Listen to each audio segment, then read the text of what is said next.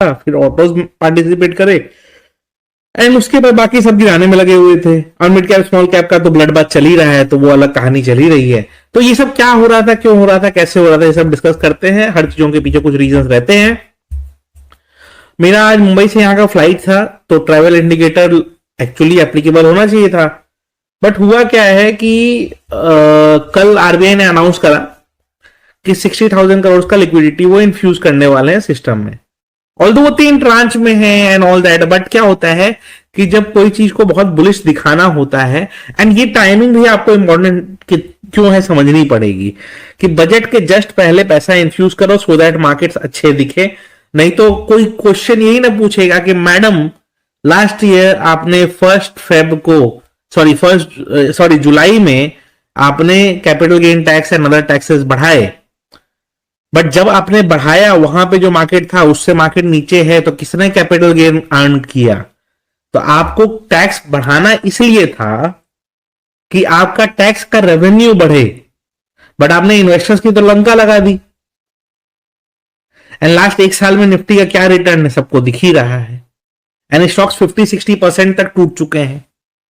रोने वाले लोग रोते रहेंगे। देखिए कमेंट सेक्शन में अभी भी 2-4 लोग आके रोएंगे, अरे सर तुम तो 22,000 से शॉर्ट हो। तो हो ना शॉर्ट भाई, सब जानते हैं हूं शॉर्ट।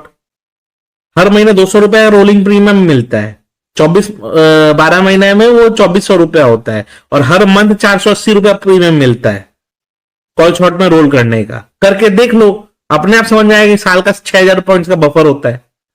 नहीं समझ में आएगा तो कहां से करोगे ये सब। एनीवेज छोड़िए वो सब में ही आते हैं, बट ठीक है। क्यों अच्छा ये जो लिक्विडिटी इन्फ्यूजन है ये किस हिसाब से है?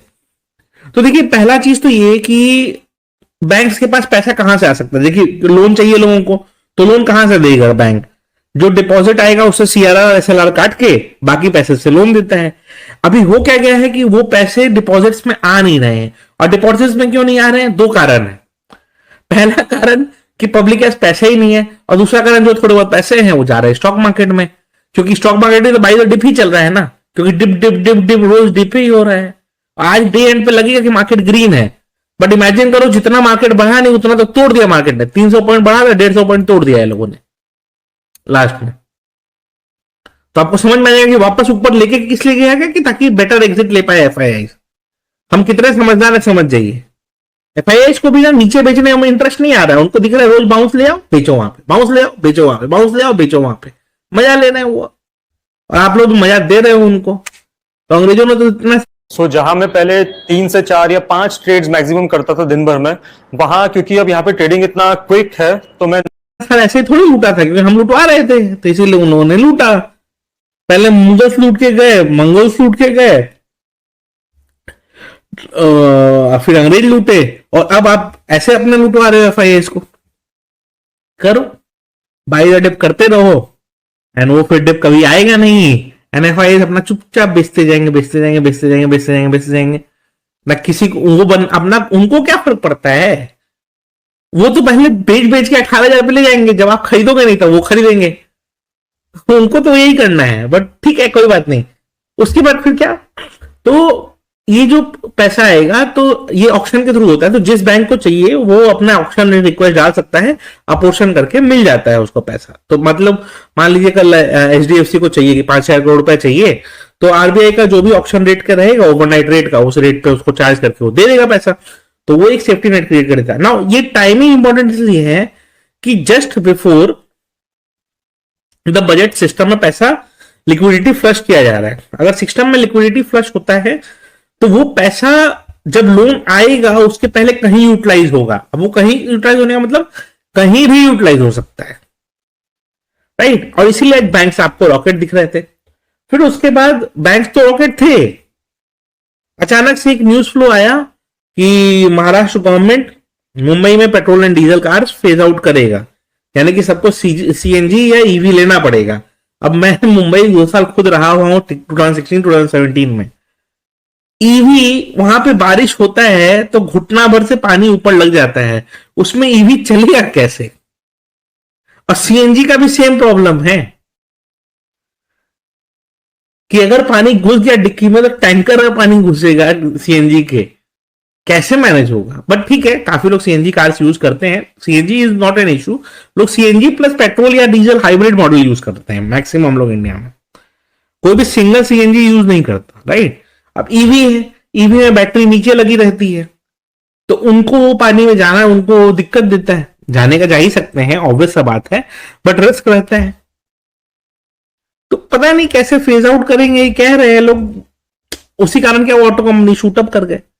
कोई बात नहीं, हमारे यहाँ तो नेता लोग खाली डिसीजन लेते हैं ना, प्रैक्टिकल तो चीज सोचते नहीं है।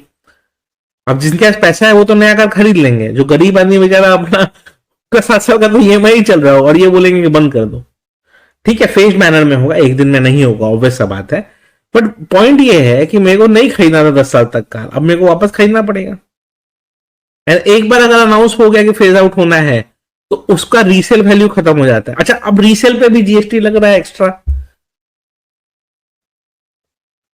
तो रीसेल पे भी अलग कहानी है जीएसटी की, तो रीसेल की वैल्यू कम हो गई। पॉइंट यही है कि ये सब मिलजुल के मतलब पब्लिक को काटा जा रहा है, और पब्लिक ही तो झंडा पे, पब्लिक तो उठा के चल रही है ना, चलने दीजिए, कोई दिक्कत नहीं है। बट ठीक है, पब्लिक ज्यादा समझदार है। अच्छा, ये हुआ, उसके बाद फिर क्या टुवर्ड्स द एंड क्यों गिरा?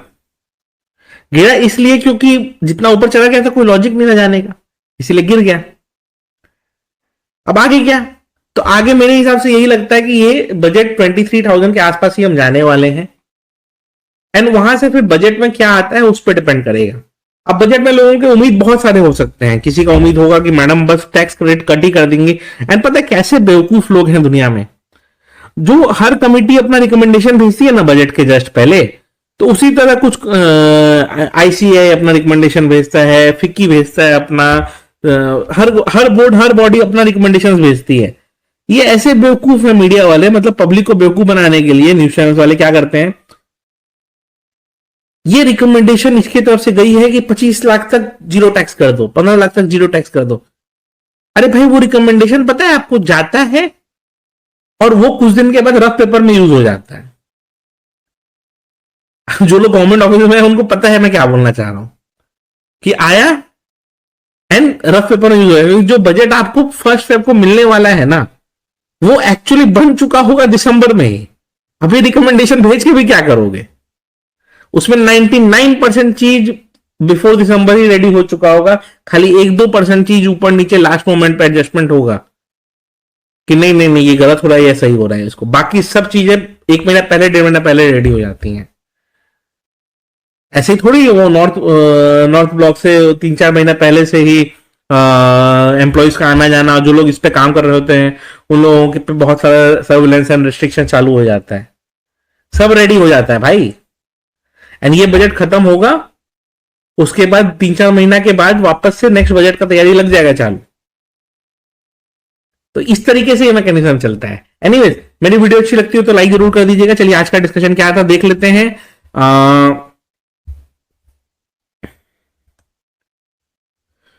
सो मैंने सुबह काफी कुछ लिखा, डिटेल में समझाया बहुत कुछ, ठीक है। गिफ्ट निफ्टी 100 पॉइंट अप है, बट जब तक 23,000 के नीचे है मार्केट, बुलिश सोचने पे विल बी फुलिशनेस। उसके ऊपर भले बुलिश का सोच लें, ठीक है। तो ये क्लियर था कि आप अगर 23,000 के ऊपर है तो